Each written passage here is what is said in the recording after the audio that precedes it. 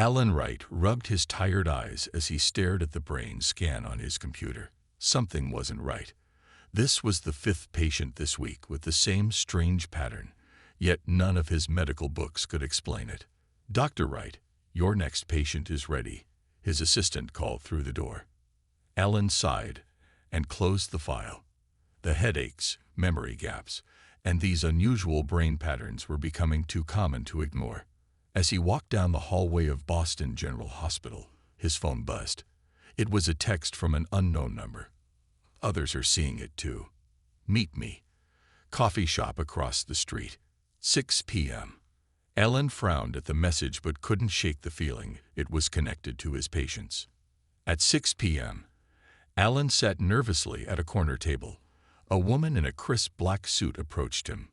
"Dr. Wright, I'm Olivia Bennett, military intelligence." She sat down without waiting for an invitation.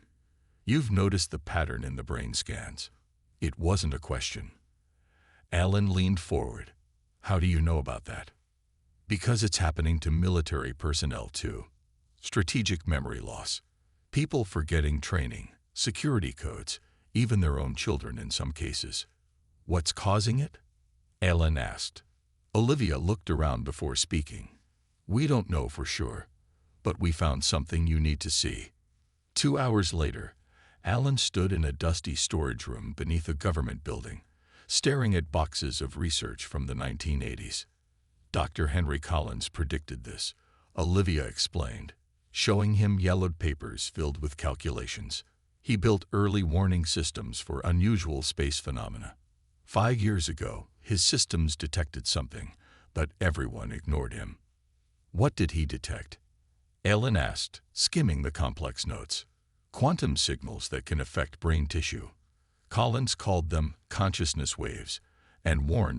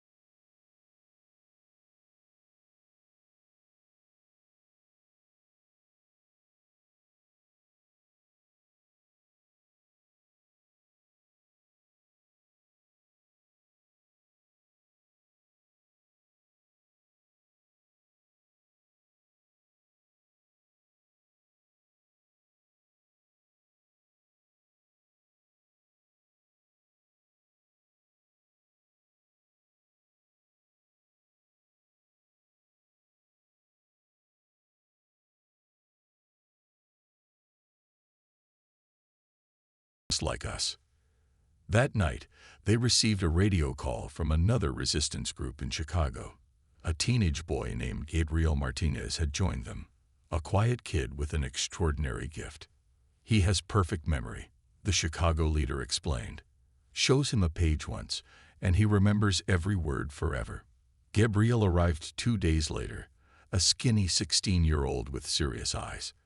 Despite his youth, he quickly became essential to their mission, memorizing scientific formulas, historical events, and cultural knowledge that couldn't yet be encoded in Patricia's bacteria. While working on the bacteria project, Patricia made another discovery. Music disrupts their telepathic signals, she said, showing them brainwave readings, especially music with complex rhythms. They tested her theory by playing different songs when the Vorsic detection equipment activated. Classical music helped a little. Jazz worked better. But drums, simple, primal drumming, blocked the aliens most effectively. It's like their signals can't sync with the rhythm, Jack said excitedly. We could use this. Olivia formed a new plan. They would split into 2 teams. One would broadcast drumming through the radio tower to temporarily disable the Vorsic, while the other would spread Patricia's memory-storing bacteria through the local water supply. The mission was set for midnight. Sam would lead the tower team with Jack and Olivia. Alan would lead the bacteria team with Patricia and Gabriel. As they prepared, Lisa showed them her latest discovery, altered news articles in the town's archives. They're changing our history, she said, pointing to subtle differences in before and after photographs, making it seem like humans have always been declining, always been divided. They're setting us up to be easily conquered. Before leaving, Alan pulled Olivia aside. If anything happens to me, he said, handing her a sealed envelope, give this to my daughter Kelly when she's old enough to understand. Olivia nodded, tucking the envelope into her jacket. Nothing's going to happen to you. As darkness fell, both teams moved out. The tower stood silhouetted against the night sky, their beacon of hope. Behind them, the forest was eerily quiet, as if the world itself was holding its breath. None of them knew they were being watched, not by the Vorsic, but by another human, one who would soon change everything. The watcher's name was Eric Foster, a government official who had seen the truth about the Vorsic firsthand. For months, he had helped them, believing their promises of peace and advanced knowledge. Now he knew better. Eric stepped out from behind the trees as Sam's team passed. I want to help, he said, raising his hands when they aimed their weapons at him. He's with them, Sam growled, recognizing Eric from government broadcasts. Eric admitted, but I've seen what they really do to people. The memory centers they've built, what happens inside them. Olivia studied his face. Why should we trust you? Because I know how to get into the tower without being seen, Eric said. And because I have this. He pulled out a small device. It's a Vorsic communicator. We can use it to amplify your broadcast. After a tense discussion, they agreed to let Eric guide them. He led them through a maintenance tunnel that came up inside the radio tower compound. Meanwhile, Alan's team reached the water treatment plant. Patricia carried a container with her memory-storing bacteria, ready to introduce it into the water supply. Once people drink this water, the bacteria will live harmlessly in their bodies, she explained. Even if the Vorsic wipe their minds completely, the memories will still exist, waiting to be activated. Gabriel stood lookout while Alan and Patricia worked. Suddenly, he whispered, "Someone's coming." They hid as 2 security guards walked by, their eyes vacant and movements stiff. Patricia noticed something strange about them. "Look at their necks," she whispered. Small silver devices were attached behind their ears. Those must be how the Vorsic control the collaborators. At the tower, Eric used his clearance card to get them inside. Jack set up his equipment while Sam and Olivia stood guard. Outside, the night sky suddenly lit up with strange lights. "They know we're here," Eric said, looking worried. "We need to hurry."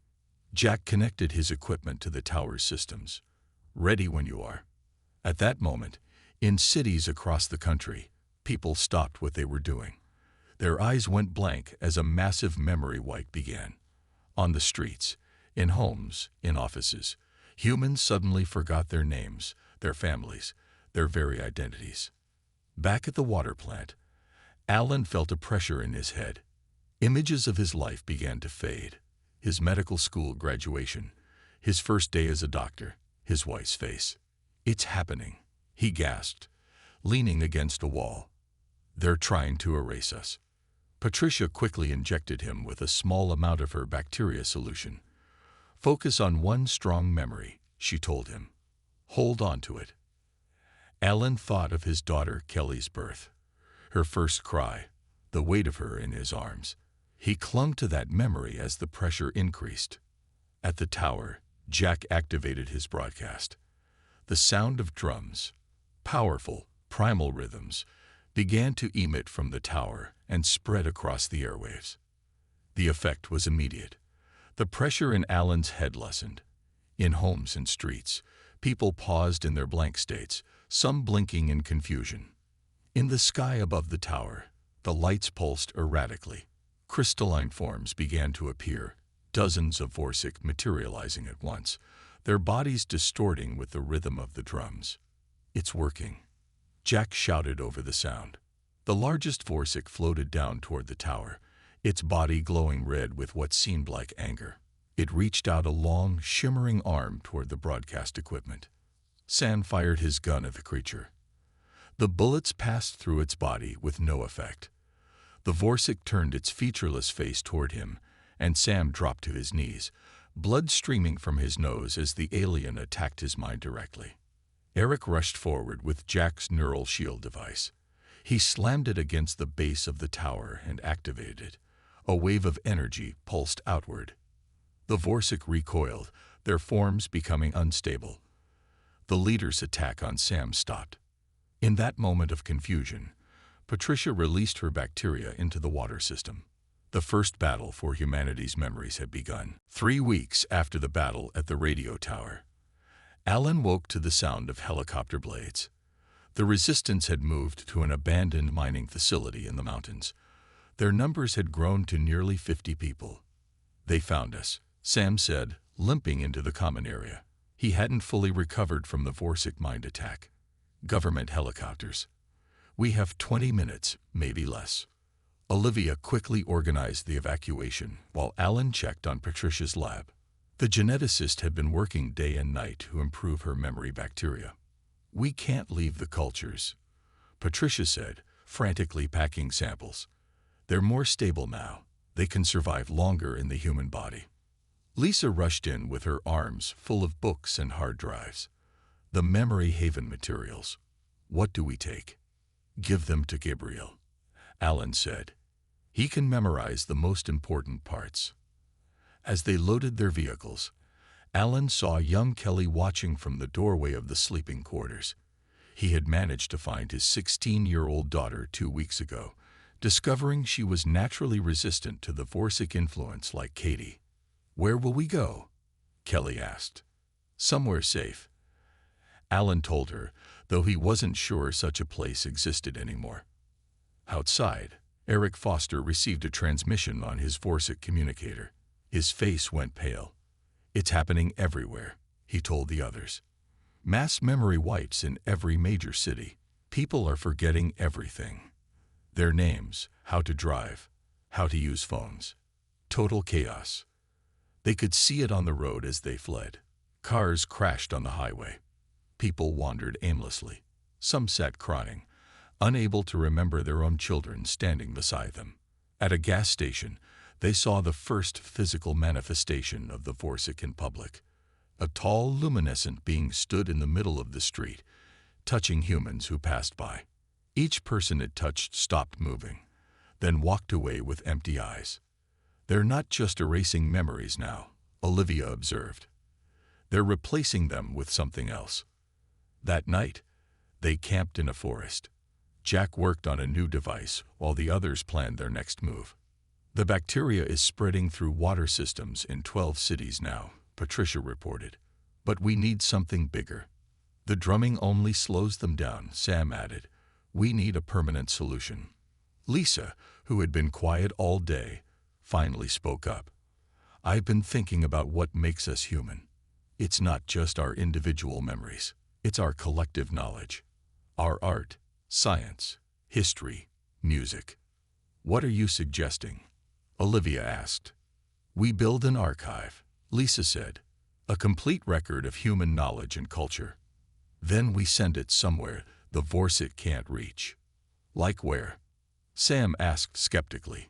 Space, Jack said, looking up from his work. We send it into space. The idea seemed impossible until Eric mentioned NASA's Deep Space Archive program, mothballed satellites designed to carry human knowledge to other star systems. One is still at the Goddard facility, Eric said. Completed but never launched. How would we ever get to it, let alone launch it? Ellen asked. Just then, Kelly rushed into the campsite. There's someone coming. They grabbed their weapons, but the figure that emerged from the trees wasn't a threat. It was a woman in her 30s with short brown hair and a NASA badge. My name is Morgan Chen, she said.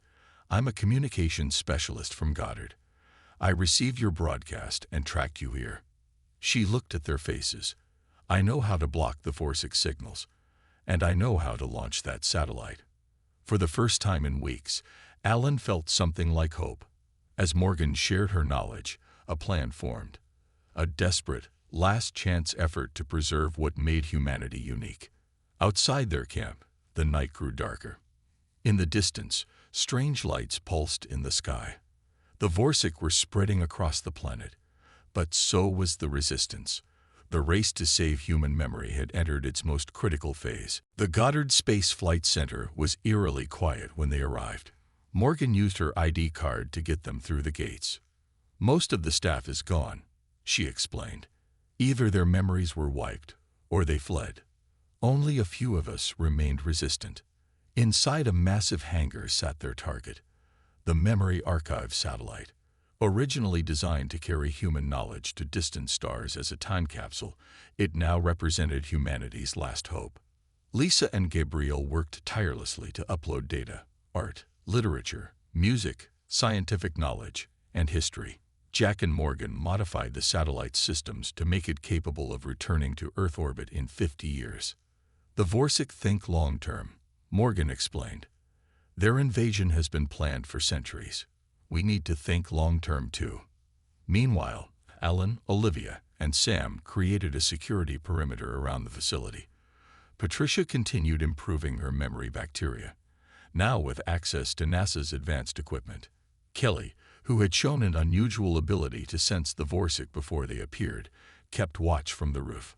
On the third day, she rushed down to the main floor. They're coming, she warned. Hundreds of them. Through the windows, they saw them, glowing forms approaching across the empty parking lots.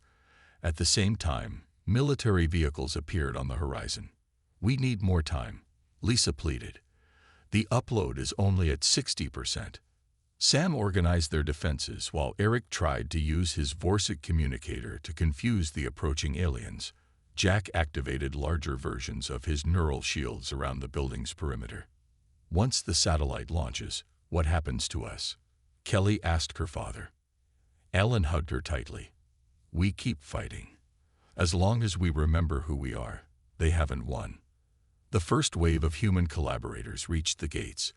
Most walked like sleepwalkers, with blank eyes and silver devices attached to their necks. Some carried weapons. We can't hurt them, Olivia insisted. They're victims. Sam nodded grimly. Aim for the devices on their necks. The battle for Goddard began. While gunfire echoed outside, inside the hangar Morgan prepared the launch sequence. The satellite needs to reach the auxiliary launch pad, she shouted over the noise. We need to move it now. As they rolled the massive satellite toward the doors, the ceiling suddenly shattered. Crystalline forms poured through the opening, dozens of Vorsic, their bodies pulsing with angry red light. Patricia ran to the main computer and broadcast the drumming sound through the facility's speakers. The Vorsic slowed but didn't stop. One floated directly to the satellite and placed its shimmering hand on the data core. The screens flickered as it began to delete the archive. Gabriel, who had memorized critical portions of the data, rushed forward despite the danger. "You can't erase us," he shouted at the creature. "I remember." The Vorsic turned toward him, reaching out. Gabriel fell to his knees as the alien attacked his mind. In that moment, Kelly stepped forward. She stared at the Vorsic, her eyes focused and intense. The alien's form wavered, as if caught in a strong wind. "Get away from him," Kelly said, her voice unnaturally calm. To everyone's shock, the Vorsic retreated slightly. Morgan seized the opportunity to complete the satellite's transfer. "Launch sequence initiated," she announced. 60 seconds. Ellen pulled Gabriel to safety while Olivia and Sam held back the human collaborators. The countdown echoed through the hangar as the satellite moved into position. Outside, more Vorsic appeared in the sky, gathering like a storm. The launch doors opened slowly, revealing the night sky. 30 seconds, Morgan called. The lead Vorsic recovered and rushed toward the satellite again. This time, all the resistant humans formed a line between it and the archive, facing the alien together. "We remember," they said as one. "And we will always remember." The satellite's engines fired as the countdown reached 0. The memory archive satellite disappeared into the night sky, carrying humanity's knowledge to safety. But for those left behind, the real struggle had just begun. "We need to move," Sam ordered as the Vorsics surrounded the facility. The group fled through an underground tunnel Morgan had shown them. Behind them, the Goddard Space Flight Center erupted in blue light as the Vorsic destroyed everything inside. "Did the satellite make it?" Lisa asked when they reached a safe distance. Morgan checked a small tracking device. "It's past the atmosphere. They can't reach it now." For a moment, they allowed themselves to feel relief. Then reality set in. "What now?" Eric asked. "The archive is safe, but we're still here." Olivia looked at their tired faces. "We keep fighting. We spread Patricia's bacteria to as many water supplies as possible. We broadcast the drumming sounds to disrupt their control. And we find others like us." But the world changed faster than they expected. Within weeks, the Vorsic took complete control. Cities became processing centers where humans were systematically stripped of their memories and assigned new identities as workers. 50 years passed. Worker 12,793 woke in his small sleeping pod. Like every day, he put on his gray uniform and walked to the harvesting facility. He didn't question his purpose. He didn't remember having any other life. Yet sometimes strange dreams came to him. A woman's face, a child's laughter, a feeling of being something more than just a worker. Today, as he monitored the emotion harvesting machines, Worker 12,793 felt a strange headache. Images flashed in his mind. A hospital room, a medical degree on a wall, a name. Alan Wright. He stumbled, dropping his tool. A Vorsic overseer floated nearby, its crystalline body glowing with suspicious blue light. Malfunction. The overseer asked directly into his mind. "No," Worker 12,793 answered quickly. "Just tired." In another part of the facility, an old man known as Keeper 7 watched the exchange. Unlike most workers, Keeper 7 remembered his real name, Gabriel Martins, and his purpose. For 50 years, he had pretended to be memory wiped while secretly maintaining a network of partially aware humans. That night, Keeper 7 sought out Worker 12,793. "You remembered something today," he whispered. "I saw it in your face." Worker 12,793 looked confused. "I don't know what you mean." "Your name is Alan Wright. You were a doctor. You helped create the resistance against the Vorsic." The words triggered something deep in 12,793's mind. More images flooded back. A radio tower, a girl named Kelly, a satellite launching into space. "My daughter," he whispered. Where is she? She leads one of the free colonies in the mountains, Gabriel explained. The bacteria you helped create has kept some of us aware. And there's something else you should know. The satellite is returning. Across the planet, strange dreams troubled the sleeping workers. Fragments of memories emerged, names, faces, skills long forgotten. The bacterial memory stores were activating, triggered by a signal from space. In the Vorsic Command Center, High Commander Zareth sensed the disturbance. The humans are remembering. It communicated to the others. Find the source.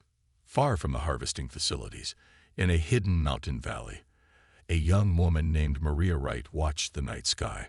Her grandmother Kelly had told her stories of the satellite that would someday return, bringing back humanity's lost knowledge. Tonight, a new star had appeared, moving purposefully across the sky. It's time, Maria told the gathered colonists. All of them were natural resistors, born with immunity to Vorsic control. The memory archive has returned. The colony's radio operator rushed to her side. We're receiving a signal. It's broadcasting on all frequencies. Across the planet, in sleeping pods and workstations, in harvesting facilities and mines, humans heard the signal. Some heard music. Others heard voices speaking forgotten languages. All felt something awakening inside them. In his small pod, Worker 12,793, Alan Wright listened and remembered who he was. The reclaiming of Earth had begun. The Memory Archive satellite broadcasted continuously for 7 days. With each passing hour, more humans awoke from their mental slavery. The Vorsic response was swift and brutal. They're shutting down whole cities, Commander Luis Rodriguez reported to Maria's Resistance Council. Rodriguez led a secret human military unit originally maintained by the Vorsic to protect against other alien threats. Now his soldiers had turned against their masters. How many have remembered? Maria asked. Millions, Gabriel answered, his old voice cracking with emotion. But the Vorsic are adapting. They're destroying water supplies to kill Patricia's bacteria. They're jamming the satellite signal where they can. Alan Wright, now fully aware of his identity despite his aged body, studied the maps showing Vorsic control centers. 50 years had passed, but his mind was sharp again. We need to reach the main telepathic amplifier, he said. It's their central control point. The amplifier stood in what was once Washington, D.C., a massive crystalline tower that broadcast the Vorsic control signals worldwide. Destroying it would free millions instantly. A teenager named Ben Elliott stepped forward. Like Maria, he was born with natural resistance, but his abilities had developed further. Ben could not only block Vorsic telepathy, but could project his own thoughts into their network. I can get us in, Ben said. I can make them see what they expect to see. The plan formed quickly. While Commander Rodriguez led attacks on secondary Vorsic facilities as a distraction, Maria would lead a small team to the amplifier. Ben would shield them with his telepathic abilities. Alan insisted on coming despite his age. I helped start this fight, he said. I want to see it end. As they traveled to Washington, towns and cities erupted in chaos. Awakened humans fought their Vorsic controllers. The aliens no longer bothered with their human-like disguises, appearing as their true crystalline forms. Ben's powers proved remarkable. When Vorsic patrols approached, he projected images of empty roads or obedient workers. The team reached the amplifier without detection. The control room is at the top, Rodriguez's intelligence had confirmed. Destroy the crystal core, and their network collapses. As they prepared explosives, a cold voice spoke directly into their minds. Did you believe we wouldn't notice you? High Commander Zareth materialized before them, its crystalline body pulsing with angry red light. With a gesture, it froze everyone except Maria and Ben. Interesting, it said, studying them. 2 generations of natural resistance. We should have eliminated your bloodline completely. Maria faced the alien without fear. You try to erase us, but humanity remembers. You remember nothing, Zareth hissed. We have shaped human civilization for millennia. We have erased and rewritten your species a dozen times. You exist to serve us. Ben stepped forward. Not anymore. Around the world, as if responding to an unheard signal, awakened humans paused. They turned their thoughts toward Washington, toward the amplifier, toward home. What is this? Zareth demanded as the air began to vibrate with invisible energy. You invaded our minds, Maria said, but you never understood them. Human consciousness isn't just individual, it's collective. And now we're all remembering together. Ben closed his eyes, channeling the thoughts of millions into a focused wave. Alan, still frozen but conscious, added his own memories of fighting at the radio tower, of Patricia's bacteria, of launching the satellite.